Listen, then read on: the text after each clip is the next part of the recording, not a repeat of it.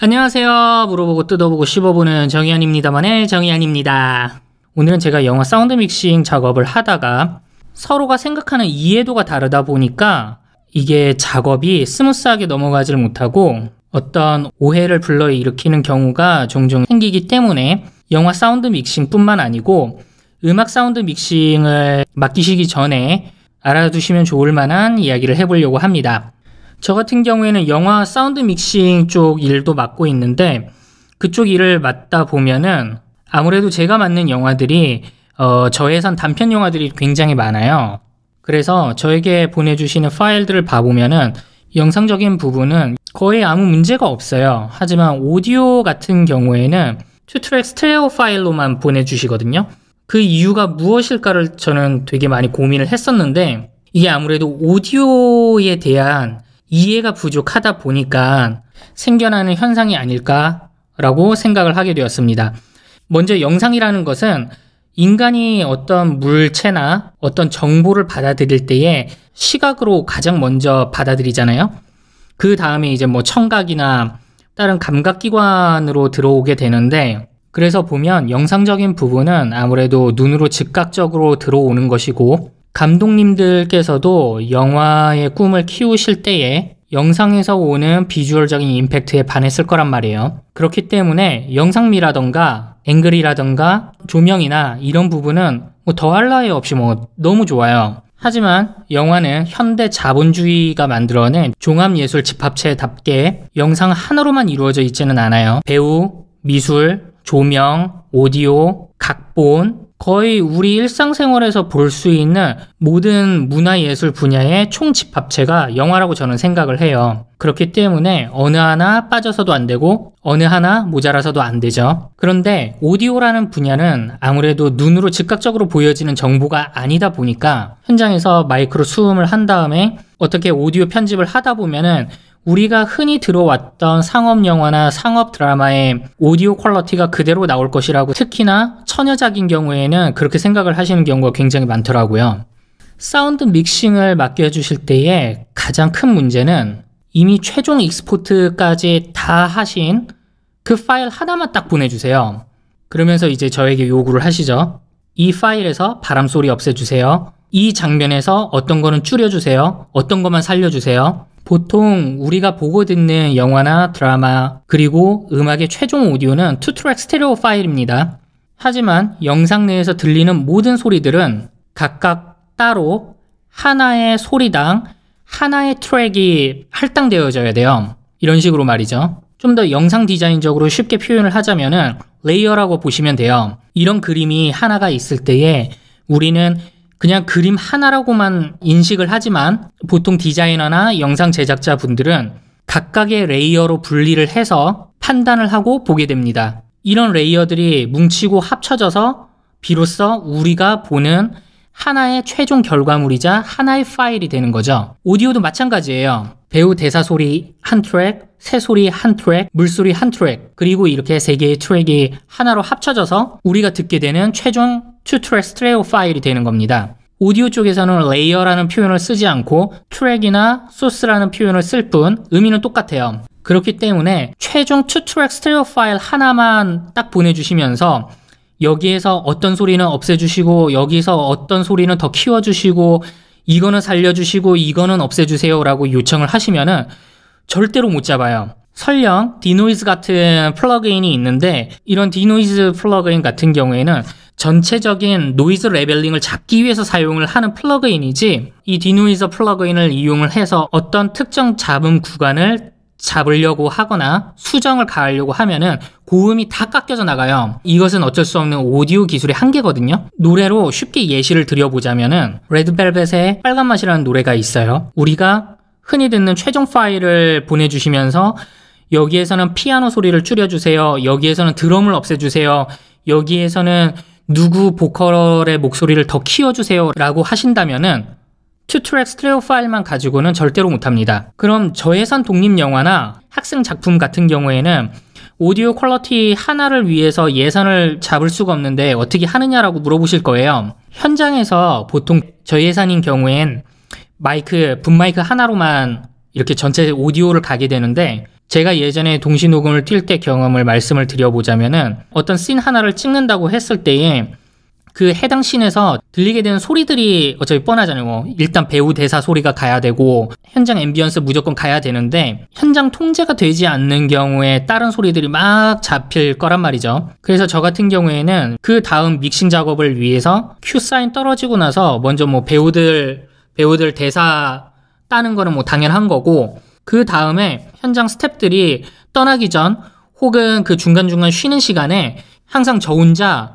조용한 곳에 가서 일부러 더 땄어요. 그래야 나중에 편해지니까. 그리고 배우분들이 대사 친 것을 그 즉시 현장에서 모니터링을 꼭 해보셔야 되거든요. 그러면은 분명히 튀거나 다른 소리가 대사 칠 때 들어오는 케이스가 있어요. 10중 8구는 그 소스는 그냥 못 쓴다고 보시면 돼요. 그래서 제 경우에는 엄청 심한 감정 소모 씬이 아닌 이상은 배우분에게 어디 조용한 데로 다시 부른 다음에 한 번만 이거 대사 아까 쳤던 거 다시 한번 좀 쳐달라고 부탁해서 그렇게 한 트랙을 아예 따로 만들어서 녹음을 받았었거든요. 그렇게 받아진 좋은 소스들은 오디오 믹싱 단계에서 뭐 자르고 고치고 붙이고 해가지고 영상의 입모양이랑 맞지 않는 싱크까지 다 맞출 수가 있어요. 소스만 좋다면 가능해요, 그게. 근데 배우가 대사 칠 때 다른 소리가 들어오고 하는 순간 그 소스를 가지고 어떻게 요리를 하기가 정말 어려워져요. 그래서 동시녹음 마이크 한 대로만 갈 때에는 트랙들을 레이어링해서 간다라는 생각으로 녹음을 따놓고 모든 테이크별 오디오 소스가 믹싱 작업자에게 넘어가면은 오디오 퀄리티가 정말 말도 못할 정도로 좋아질 겁니다. 좀 더 쉽게 설명을 하자면은 할 수 있는 게 정말 많아져요. 단순히 노이즈 제거만 하고 뭐 험 노이즈 제거를 해주고 뭐 어디 앰비언스랑 대사가 튀는 거 잡고 이것뿐만 아니고 다른 응용을 할 수 있는 게 되게 많아져요. 그렇게 작업이 되어진 오디오 위에 BGM이랑 FX랑 폴리 같은 게 들어가게 되면은 어차피 완벽하게 현장 통제는 불가능하거든요. 어쩔 수 없이 사소한 잡음 같은 거는 들어가게 되는데 그런 것들을 감출 수가 있게 되죠. 굉장히 완벽하게 감출 수 있게 돼요. 하지만 이런 방법은 제 노하우일 뿐이고 사실 이 방법으로는 동시녹음 기사분이 쉬지를 못해요. 쉬는 시간마다 가가지고 막 뭘 따야 되는데 그래서 심한 부담을 떠안게 되는 부분이기 때문에 이렇게 하지 못할 경우에 차선책이 또 하나가 있어요. 정신없는 현장에서 이리 뛰고 저리 뛰고 할 때 최선으로 받을 수 있는 방법 중에 하나인데 어떤 감독님이시든 한 씬을 한 테이크만 가지는 않아요. 여러 테이크에 걸쳐서 간단 말이죠. 뭐 본인 마음에 안 들어서도 있고 NG를 내서도 있고 영상미를 위해서 여러 구도에서 따기 위함도 있을 거예요. 그러면은 감독님의 큐 사인 떨어질 때마다 그때마다 모든 테이크의 오디오 소스를 다 녹음을 다 따요. 그리고 그렇게 따진 모든 테이크의 오디오 소스를 TC라고 하죠. 타임코드 맞춰서 싱크 다 맞춘 다음에 믹싱 기사분에게 딱 넘겨줘요. 그러면은 같은 씬이라도 오디오 소스가 3개 이상이 되면은 자르고 고치고 붙이고 할 게 정말 많아져요. 어차피 소스는 많으면 많을수록 좋거든요. 소스가 많다는 얘기는 좋아지는 확률이 높아지거든요. 딸랑 오디오 소스 하나만 딱 보내주시는 거랑은 하늘과 땅 차이만큼 퀄리티 차이가 날 겁니다. 또한 붐마이크 한 대로만 갈 때의 중요한 점은 마이크의 수음 각도와 거리 그리고 지향성의 방향이에요. 보통 붐대를 처음 드시는 분들이 많이 하시는 실수가 붐마이크의 수음 위치를 너무 정직하게 카메라 위치에서 받으세요. 카메라 앵글 자체를 굉장히 와이드샷으로 잡는 경우에는 붐대가 나오니까 뭐 어쩔 수 없이 그냥 카메라 위치에서 받을 수밖에 없겠지만 같은 씬인데도 타이트샷도 같이 찍어서 가는 경우가 종종 있겠죠. 그럼 이런 경우는 붐마이크처럼 초지향성 마이크인 경우에는 녹음을 뜰 때에 가장 이쁘게 받아지는 수음 위치인 배우분의 입을 기준으로 한 각도에서 뭐 이런 식으로 되겠죠. 그래서 이렇게 올리면은 딱 이 정도 위치거든요. 지금 이렇게 보이시나? 여기 이쯤 이렇게 딱 여기서 받으시는 게 붐마이크에서는 정말 제일 이쁘게 나오는 그 수음 위치예요. 그래서 타이트샷으로 갈 경우에는 배우분의 대사를 딸 때 이렇게 붐마이크 이쪽 위치에서 이렇게 받으시면 되는데 굳이 멀리 있던 앵글의 위치에서 또 받으세요. 이렇게 받은 소스는 100% 후시를 따야 돼요. 너무 멀리 있기 때문에 그 소스는 어떻게 쓸 수가 없어요. 노이즈가 같이 끌어올려지기 때문에. 저는 이런 부분이 붐대를 잡으신 기사분께서 본인이 뜨셨던 소스를 포스트 프로덕션 과정에서 들어보신 적이 없어서 생기는 경험의 차이라고 생각을 해요. 무조건 붐 마이크는 카메라 앵글에서 붐대가 보이지 않는 위치까지 정말 가깝게 들어가야 돼요. 영화는 대사가 제일 중요하다고 생각을 하거든요. 대사가 잘 들려야 몰입감도 생기고 스토리 라인도 이해가 되고 그래야만 관객분들도 공감을 하겠죠. 그렇기 때문에 배우분의 대사 수음이 굉장히 잘 되어 있다라는 가정 하에서 앰비언스라던가 폴리, FX 사운드 같은 경우에는 후보정 작업에서 얼마든지 붙이고 자르고 고치고 할 수가 있어요. 이런 걸 하는 게 사운드 믹싱의 업무이기도 하죠. 그리고 배우 2명이 앵글에 잡히는 경우 이런 걸 뭐 투샷이라고 하죠. 마이크에 소리가 들어오는 방향을 지향성이라고 하는데 보통 배우 2분이 대사를 치는 투샷인 경우에는 아까 말씀드렸던 붐마이크 베스트 각도 요거 있죠. 이거를 투샷이 있으면은 뭐 요쪽에 또 다른 배우 분이 있다고 했을 때 앵글에서 잡히지 않는 위치에서 이렇게 왔다 갔다 해야 돼요. 대사 칠 때마다. 근데 이거를 그냥 한쪽 고정으로 가거나 한 배우한테만 이렇게 떨궈 놓거나 배우분이 대사 치는 도중에 뭐 이렇게 머리를 쓸어 만지는 장면이 있다고 할 때에 머리 쓸어 만지는 소리를 어떻게든 담으시려고 처음에 여기 있었던 붐 마이크 위치를 막 이렇게 바꾸시는 경우도 있어요. 그러면 힘들어져요. 무조건 붐 마이크는 입 위치에서 이쪽입니다.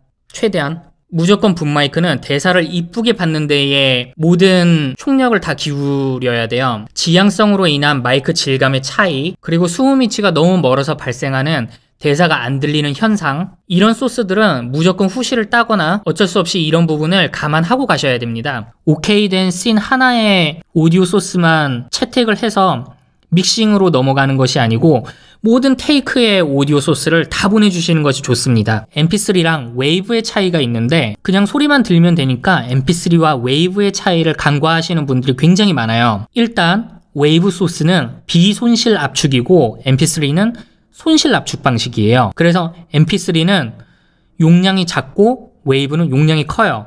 그리고 그 용량에 비례하는 만큼 정보량이 달라집니다. 그냥 들을 때에는 뭐 잘 구분도 안 가고 이게 뭔지 저게 뭔지 잘 구분이 안 가요. 하지만 같은 소스라도 스펙트럼 분석기에 mp3로 인코딩을 한 것과 웨이브 그대로 넣은 것과 비교를 해보면 이렇게 나옵니다. 이런 식으로 웨이브는 모든 영역이 꽉 차 있지만 mp3는 위쪽 부분이 빠져 있죠. 사실 이 차이는 여러분들이 사용하시는 PC 스피커나 이어폰이나 헤드폰으로는 잘 느낄 수는 없어요. 하지만 평균 80dB 이상으로 울려지는 공간, 영화라면 대표적으로 극장과 상영회나 시사회 장소가 되겠죠. mp3로 작업한 경우에 무조건 찌그러지고 뭉개집니다. 이거는 기술적으로 어떻게 할 수가 없는 부분이에요. 이걸 조금 더 이해하기 쉽게 시각적인 용어로 설명을 드리자면은 mp3 소스로 작업을 한다라는 것은 320x 480 해상도의 픽셀이 다 깨진 영상으로 4K 작업을 하는 것과 거의 마찬가지로 보시면 돼요. 이렇게 픽셀이 뭉개져서 4K 작업을 한들 용량만 커질 뿐 의미가 없겠죠. 그러면은 mp3를 웨이브로 컨버팅해서 쓸 수도 있지 않느냐라고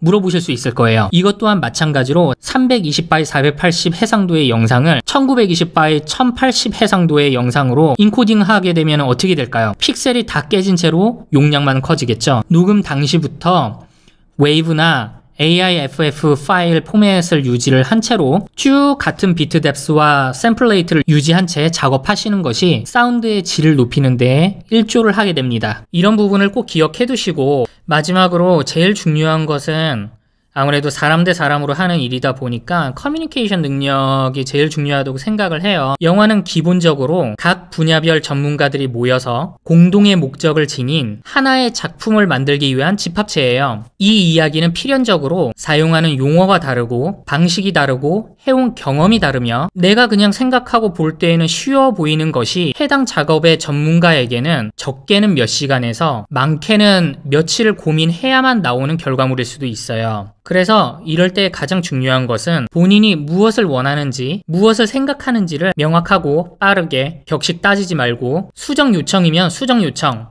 환불 요청이면 환불 요청, 작업 종료라면은 작업 종료, 본인의 의중을 곧바로 전달을 해주는 것이 가장 좋아요. 혹시 상대방이 힘들지 않을까? 이렇게 하면 내가 진상이지 않을까? 아, 묻기 좀 껄끄러운데 무시당하지 않을까? 이런 생각하지 마세요. 그냥 바로 말하세요. 본인의 생각을 곧바로 전달을 하는 것이 서로가 시간 낭비, 돈 낭비를 안 하는 가장 쉽고 빠른 방법이에요. 묻고 같이 고민해서 타협점을 찾으면 그만이에요. 거기서 이제 끝나는 거예요. 더 갈 필요도 없죠. 이상 영화 사운드 믹싱에서 생각해둬야 할 중요한 몇 가지에 대해서 이야기해드렸습니다. 감사합니다.